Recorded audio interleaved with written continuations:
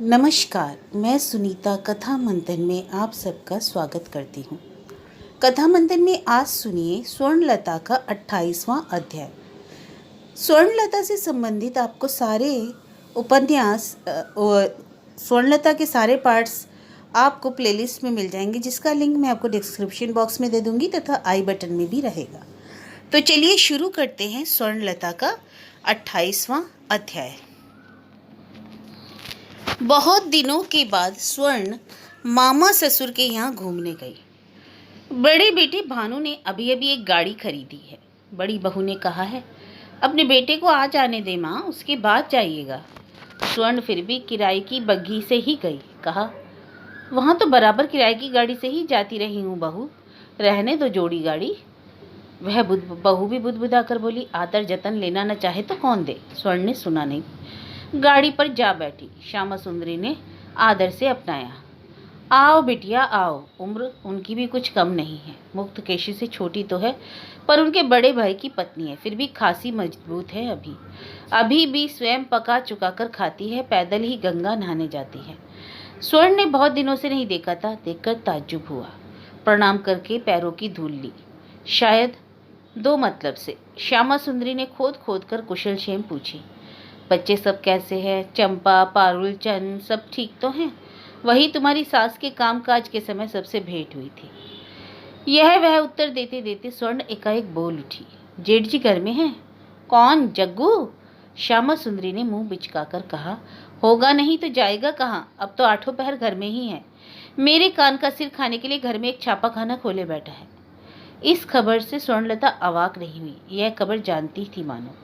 केवल स्वर्ण का मुखड़ा हो कुछ दमकता सा दिखा। बोली, अच्छा चलता है छापा खाना, बढ़िया छपाई होती है?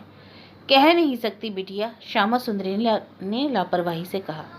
रात दिन आवाज तो होती है, कहता तो है कि खूब लाभ हो रहा है। कहता है जब उम्र थी तब कर लिया होता तो लाल हो गया होता है। रोजगार की चेष्टा तो कभी की नहीं। तिलक काटता और माला फेरता था, और मोहल्ले के लोगों के जन्म मृत्यु ब्याह बीमारी शोक दुर्गा पूजा इससे सभी में रहता था। एकाएक यह ख्याल आया, उसके दिमाग में यह निताई नहीं डाला है अपने ईक के बुझ से, संभवतः वह प्रवचना दी है। कहता है, घर से कुछ अदा करूं? तुम्हारी दाई के हाथ में यह वह सब कहाँ है बहू? स्वर्ण सकुचाते हुए कहा, जी कुछ नहीं, कुछ फल है आपके लिए, कुछ जेठ जी। आज मैं आपसे एक बात कहने आई हूँ मामी जी। स्वर्ण के सकुचाए भाव को देखकर श्यामा सुंदरी विस्मित हुई। कौन सी बात बिटिया? कह रही थी। स्वर्ण अटक गई।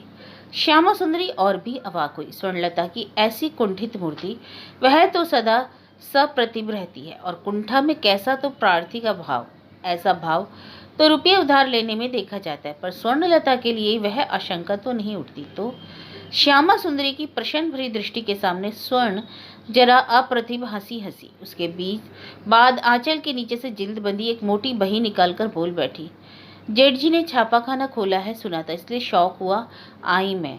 अपने से तो कह नहीं सकती, यदि आप उनसे कह दें। बुढ़ापे की आंखों में कौतूहल निखार कर श्यामा सुंदरी बोली, उससे किस बात के लिए क्या कहूंगी, मैं कुछ समझ नहीं पा रही हूँ बहू। स्वर्णलता मुस्कुराई, समझ सकेंगी भी नहीं तो बताऊं? बचपन से मुझे कुछ लिखने का शौक रहा है, सबकी नजरों से छिपाकर सब दिन थोड़ा बहुत लिखती रही हूँ। यही पद्य इधर कहानी जैसा भी कुछ लिखा है, लेकिन उन्हें छापने की बात कभी सपने में भी नहीं सोची। जब से सुना जेठ जी ने छापा खाना खोला है, तभी से जी में हो आया, यदि किताब जैसा कुछ छपाया जा सके, जो लागत लगेगी मैं दूंगी। एक ही बात है कि पहले किसी को भी मालूम ना हो, छपा जाए तभी लोग जाने देखें। आप कह दीजिए ना मामी जी, जेठ जी यदि अभी देख लें। प्रौढ़ा स्वर्णलता की आंखों में भावाकुल नादान किशोरी की दृष्टि। जो स्वर्णलता समुद्र का सपना देखा करती है, वह स्वर्णलता क्या आज भी नहीं मरी? थोड़ा सा प्राण संजोकर कहीं किसी जगह जी रही है। वह खत्म न होने वाला आग कहाँ है, जो आजीवन बर्फ पानी डालने पर भी नहीं बुझी? श्यामा सुंदरी ने फिर भी विस्मय से पूछा, किताब छपेगी? कहाँ है किताब? स्वर्ण मुस्कुराकर बोली, किताब तो बाद में छपेगी, यह वही, इसे आप जेठ जी के पास ले जाएं, वह ठीक समझेंगे। उस बही को हाथ में लिए उलट पुलट कर भौचक्की सी ही श्यामा सुंदरी बोली, यह सब तुमने लिखा है? इतना सारा? यही तो पागलपन है। स्वर्ण हंसी, खुद से लिखा है कि कुछ देखकर? स्वर्णलता बच्ची जैसी आवाज कर उठी, ना ना, देखकर क्यों लिखने लगी, फिर अपना क्या हुआ? श्यामा सुंदरी का विस्मय दूर नहीं हुआ। बोली, मझली बहू, इतनी बातें तुम्हारे माथे में मन में आई कैसे? स्वर्णलता के मुंह में आ गया। माथे में? मन में जितनी बातें आती हैं सब लिख सकती तो 1000 वही में भी पूरा नहीं पड़ता मामी जी, लेकिन यह बात उसने कही नहीं। श्यामा सुंदरी चली गई। जरा देर में प्रेस के मालिक जगन्नाथ चंद्र आकर खड़े हुए। चेहरा वैसा ही था, वैसा ही गठा हुआ गठन, वैसा ही हड़ताल सा।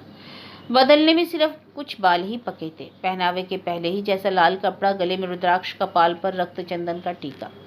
मतलब कि इसी वेश में वे छापा खाने में बैठते हैं। जग्गू ने खांस कर पूछा, माँ पूछ तो देखो बही रानी से, ये लिखावट किसकी है? इशारे से जवाब पाकर श्यामा सुंदरी बड़े उत्साह से बोली, कहा तो सब बहू की है, लिखावट तो बड़ी सुंदर है। प्रशंसा बड़ी दृष्टि से बही के पन्ने उलटते हुए जग्गू ने कहा, एक स्त्री की लिखावट इतनी अच्छी सहज में देखने को नहीं मिलती, कहाँ से उतारा है यह सब? श्यामा सुंदरी बोल उठी, जरा सुन लो इसकी भूतिया बात। कहा तो कि सारा कुछ बहू ने अपने मन से लिखा है, किताब लिखने वाले जैसा लिखते हैं। यह गद्य पद्य सब सब। श्यामा सुंदरी अब ज्ञानदात्री हो गई। जगन्नाथ ने तो उत्साह से कहा, तुमने तो हैरत में डाल दिया माँ, इतने दिनों से मैं जानता हूँ, कहाँ कभी तो सुना नहीं। श्यामा सुंदरी, अरे सुनता कहाँ से, मझली बहू अपने गुण का ढोल पीटती नहीं फिरती। तेरे छापा खाने की सुनकर हौसला हुआ, कह रही है जो लागत लगेगी वह देगी, तू जरा देख सुनकर। लागत की बात? कैसी लागत की बात? जग्गू हा हा कर उठा। मेरे प्रेस में उन्हें लागत क्या, रख जाए बहू, कल ही प्रेस में दे दूंगा मैं तो, लेकिन उनके गुण पर अवाक हो रहा हूं ना। बुआ के घर यह मझली बहु लक्ष्मी आई थी, इसलिए भगवान ने उड़ेल कर दिया भी है। मन के गुण से ही धन होता है। पेवों ने बड़े भाग्य से ऐसी लक्ष्मी पाई है। स्वर्णलता लबालब मन लिए घर लौटी। सोचने लगी, ईश्वर पर अविश्वास होने से ही शायद वह इस प्रकार से अपनी करुणा प्रकट करते हैं। आदमी पर से आस्था उठ जाने से ही ईश्वर पर अविश्वास आता है। फिर भी कहीं शायद कुछ आशा थी, इसलिए दुविधा चित से उस आशा के द्वार पर धक्का देने गई थी, पर वह देखने के लिए बंद दरवाजा खुलता है या नहीं। देखा, दरवाजा तो हाँ किए खुल गया। भीतर के मालिक ने हंसते हुए आगवानी की, आओ बैठो पानी पियो। हाँ, स्वर्णलता को यही लगा। उस बात के क्रम से स्वर्णलता ने मामी जी के माध्यम से फिर छपाई की बात उठाई थी। स्वर्णलता के जग्गू जेठ जी ने उसे चुटकी बजाकर उड़ा दिया। कहा हूँ कागज की कीमत दूर, बुराबंदी कागज खरीदा रखा है, अभी नहीं तो 2000 वर्ण परिचय छप रहा है। बहू रानी ने किताब लिखी है, यह क्या कम खुशी की बात है? छाप कर छाती फुलाए लोगों में कहता फिरूंगा मेरी हमारी बहू रानी कितनी गुणवती है, कलेजा 10 हाथ ऊंचा हो जाएगा। यह सुनकर सहसा भूकंप जैसे एक प्रबल उच्छ्वास से स्वर्णलता का संपूर्ण शरीर डोल उठा। जीवन के 3 काल काट लेने के बाद स्वर्णलता ने आज पहली बार सुना था कि वह गुणवती है। यह सुना कि उसके किसी गुण से कोई गौरव कर सकता है, किंतु यह गुण ही तो सदा उसका दोष रहा है। शुरू से ही थोड़ा बहुत लिखने का अरमान था, पर उस अरमान को मिटाने में बड़ी कीमत चुकानी पड़ी। कितना छिप छिपाकर, कितनी सावधानी से। शायद रात को जब उधर ताश का अड्डा खूब जम उठा और इधर तड़के लड़के लड़कियां सब सो गई, तब वह जरा कॉपी कलम लेकर बैठ पाई। किसी कारण से प्रबोध कमरे में आया, पढ़कर देख लिया, फिर क्या शुरू हो गया व्यंग फटकार, और यह सिलसिला चलता रहा कुछ खासे दिनों तक। जिस घर में स्त्री विद्यावती होकर कलम थाम बैठी, उस घर में लक्ष्मी की विदाई की बात भी आई, और कलम थामने वाला हाथ अब छलनी करछुन नहीं पकड़ना चाहेगा, इसमें संदेह क्या। इस कॉपी के लिए उसे बहुत खरी खोटी हजम करनी पड़ी। अभी ही क्या नहीं, कटुक्ति ना सही वक्तुक्ति ही सुनाई पड़ती है, और वह उक्ति आजकल बहुत बार लड़कों की ओर से आती है, स्वर्णलता के रक्त मांस से गठित लड़कों की ओर से। बात क्या है, कोई थीसिस विसिस लिखी जा रही है क्या? माँ ने रसोई घर को बिल्कुल तिलांजलि ही दे दी है रे, क्या बकुल दिखाई नहीं दी पड़ती? सुबल तू तो जानता है महाभारत लिखने में वेद व्यास को कितने दिन लगे थे मालूम है? यह प्रबोध की शिकायत सुनी जाती। आजकल रसोई कैसी बन रही है बकुल? यह मछली किसने पकाई, तूने शायद? यह तो मुंह में रखना ही लामुहाल हो गया है। जानता है कि बकुल ने नहीं, रसोई लड़कों की बहुओं ने की है, फिर भी ऐसा ही कहता है। शायद चीर परिचित वही जनानी प्रथा को ही बरकरार रखता है, दाई को पीटकर बीवी को सिखाता है। और यह शिकायत भी होगा ही। घर की मालकिन अगर गृहस्थी को ठुकराकर कागज कलम लिए पड़ी रहे तो अपचय, बर्बादी, अव्यवस्था तो होनी ही है। स्वर्ण के कानों पहुंचती है, पर वह कानों लेती नहीं। स्वर्ण यह सब सुनने से विरत हो गई है। वह अभिमान रहित होने की साधना कर रही है, लिहाजा जवाब नहीं देती। स्वर्णलता अपने घर के सभी सवालों का जवाब शेष अदालत में पेश करने के लिए तैयार कर रही है। उस जवाब के विवरण से शायद उसका घर उसे समझे और वह समझने पर भी अपनी भूल, अपनी बेवकूफ़ी, अपनी निर्लज्जता समझ पाएगा। स्वर्णलता की स्मृति कथा उसका बयान है। अपने उस बयान को वह अब प्रकट कर पा रही है कॉपी के कारागार से प्रकाश भरे राजपथ पर। मनुष्य के माध्यम से ईश्वर की करुणा उतरी है। उसके आजीवन की कल्पना, आजीवन के सपने सफल होने को आए। यह मानो एक अलौकिक कहानी हो, जिस कहानी से यंत्र बल की महिमा कीर्तित होती है। नहीं तो सदा से आवारा गर्द से जग्गू ठाकुर को हठात छापाखाना खुलने का शौक क्यों?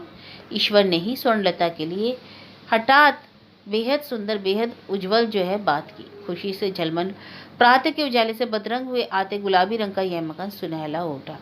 अपनी गृहस्थी भी सहसा भली लगाई। यह सब कुछ तो स्वर्णलता की अपनी सृष्टि है। इनसे बीत स्प्रह हुआ जा सकता है भला? इन पर विरूप होना सोता है। ये स्वर्णलता को प्यार नहीं करते। स्वर्णलता की यह धारणा भूल है। बेशक प्यार करते हैं अपने ढंग से। खैर, वैसे ही करने।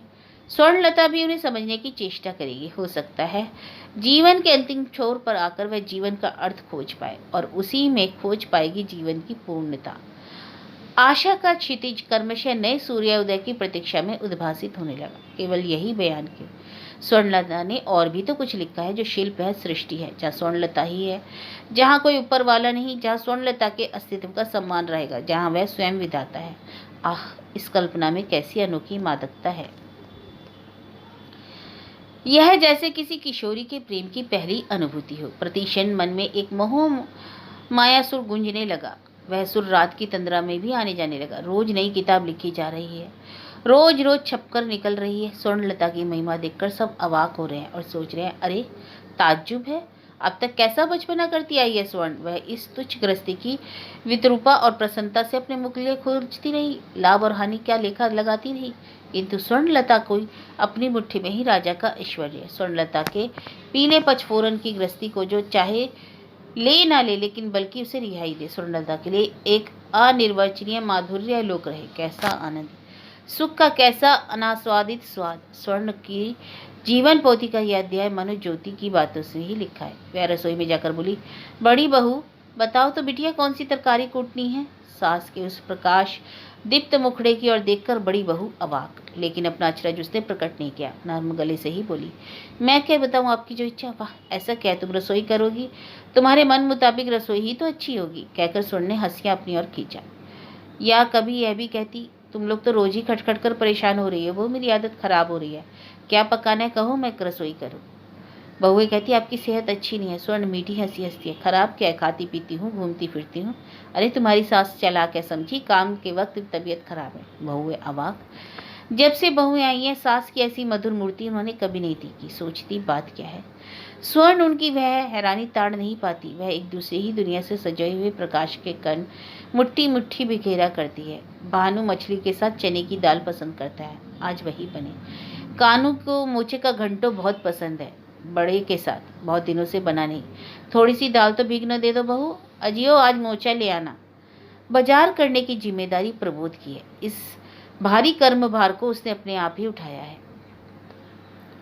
चक्षु लज्जा से लड़के कभी कभार कहते जरूर हैं, हमें कह दिया होता, खुद से इतना कष्ट करने की क्या पड़ी थी। प्रबोध लेकिन सुनता नहीं। किंतु बाजार जाने के वक्त स्वर्णलता ने उसे किसी खास चीज के लिए हुक्म किया हो, ऐसी घटना अभूतपूर्व है। कम से कम तो बहुत दिनों से तो याद नहीं।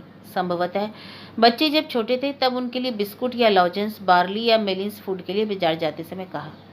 किंतु मुखड़े की प्रत्येक रेखा में आनंद की यह ज्योति तो कभी दिखाई नहीं पड़ी। दिखाई पड़ती थी इस ज्योति की आभा स्वर्ण के मुखड़े पर कभी कभी, परंतु उससे प्रबोध का बदन जलता था। स्वदेशी युग की हलचल के समय जब भी कोई अजीब खबर आती, स्वर्ण के चेहरे पर जोत जलती जब कोई नई किताब हाथ में आती। जोत जलती जब घर के छोटे छोटे बच्चे एक साथ बैठाकर पाठशाला का खेल खेलते। उनके पद्य मुखस्त कराती। जोत जला करती जब कहीं से घूम घाम कर या तीर्थ से लौटकर वहाँ की कहानी कहने लगता। इसके सिवाय एक और तरह की दमक उठी थी स्वर्णलता के चेहरे पर अंग्रेज जर्मन युद्ध के समय। वहाँ भी एक स्थिति जैसे स्वर्णलता के ही जीवन मरण का युद्ध हो।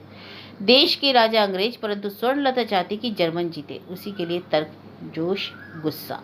औरत ठहरी, किंतु रोज अखबार मिले बिना रोटी हजम नहीं होती। वह प्रकृति उम्र के साथ साथ बदल गई। बहरहाल फिर स्वराज की जो हलचल मची, उससे तो कोई आग्रह नहीं दिखाई देता, बल्कि परवाह ही ना हो जैसे। कहती, अहिंसा से शत्रु को भगाया जा सकेगा, इस पर विश्वास नहीं होता। कहती, देश भर के लोग बैठे बैठे चरखा खाते तो स्वराज आएगा। फिर तो दुनिया से शुरू से आज तक इतने अस्त्र शस्त्र ही तैयार नहीं होते। उत्तेजित होकर तर्क नहीं करती, केवल कहती। शक्ति सामर्थ्य घट गई है, छीन गई है, इसलिए चेहरे की वह चमक भी जाती रही, खास करके अदेखी माँ और औचकी देखे मेरे बाप के शोक के बाद से। तो हठात मानो उस मुरझाहट की केचुल उतारकर फिर से नई हो उठने जैसी लगी स्वर्ण। क्यों, दिमाग में कुछ गड़बड़ी तो नहीं हो रही? पागल ही तो है, कभी हंसते कभी रोते हैं।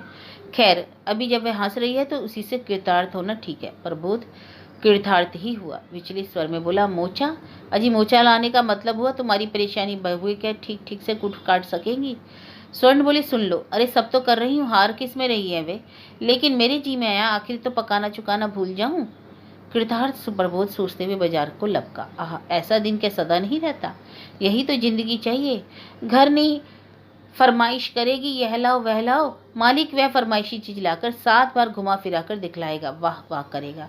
घर नहीं ढंग से पकाएगी, समय पर मजे से खाना पीना होगा, और फुर्सत के समय दोनों प्राणी बैठकर पान का डिब्बा लिए बेटा बहू समधी समधिन का निंदावान करेंगे, इस युग के फैशन की आलोचना करेंगे। इस उम्र की गृहस्थी की यही तो तस्वीर है। प्रबोध के हम उम्र बंधु बांधव तो इसी सुख में निमग्न हैं। प्रबोध के ही भाग्य में व्यतिक्रम है। इस जीवन में यह साधारण सा सुख भी नसीब नहीं हुआ। धरनी तो सिंहवासिनी हो जैसा, ताश का अड्डा इसके लिए टिका है प्रबोध बेचारा। तो क्या इतने दिनों से भगवान ने आंखें ठहरा कर उसे निहारा? पागल वागल सी होकर स्वर्ण सहज हुई जा रही है, या कि उसने अपनी भूल समझी है? सो चाहे जिस कारण से भी हो, स्वर्ण ने सहज भाव प्रसन्न मुख से कहा, अजी बाजार जा रहे हो, मोचा तो ले आना। इसी परम सुख के सागर में उतरते उतरते प्रबोध बाजार गया, जरूरत से ज्यादा ही मछली सब्जी ले आया। स्वर्ण ने शायद अंदाज किया उसकी उस कॉपी को छपने में कितने दिन लगेंगे, कितने दिन लग सकते हैं, धारणा अवश्य खास नहीं थी, फिर भी कितने ही दिन लगेंगे, बहुत हुआ तो 2 महीने, कम भी लग सकते हैं। उसके बाद, अच्छा, जग्गू जेठ जी तो मेरा नाम ही नहीं जानते, क्या पता, लेकिन जानेंगे भी कहाँ? उनके सामने मेरा नाम लिया कब किसने? तो बिना नाम के ही किताब छपेगी, या मामी जी से जान लेंगे। मामी ही क्या ठीक जानती है, मजली बहू कहने की तो आदी है। सहसा अपने ही तय पर हंस उठी स्वर्णलता। हाय राम, कॉपी के पहले ही पन्ने पर तो उसका नाम है।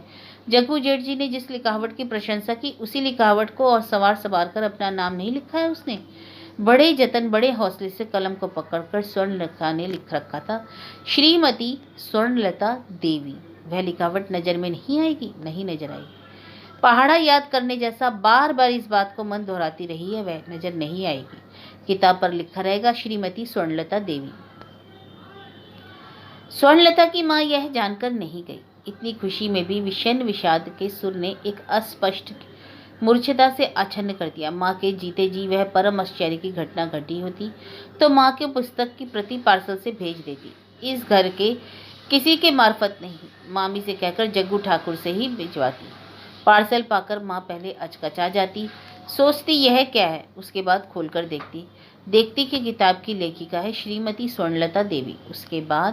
उसके बाद माँ की आंखों से आंसू की 2 बूंदें टपक पड़ती। स्वर्णलता का मन मानो इहकोल पर परलोक के प्राचीर को तोड़ देना चाहता था। अपनी अनदेखी किताब को मानो प्राचीर के उस पार ले जाकर रख देना चाहता था। स्वर्ण ने देखा उसकी माँ स्वर्ण की स्मृति कथा पढ़ रही है। पढ़ने के बाद आनंद की 2 बूंद आंसू ही टपकेंगे, केवल उस सूखे आंसू की रेखा पर झरने की तरह, और अजस्र बूंदें नहीं झर पड़ेंगी। माँ देख पा रही है किस तरह से कटीले पद से लहूलुहान होकर कितनी दूर जाना पड़ा है स्वर्ण को। वह समझ रही है स्वर्ण असार नहीं है।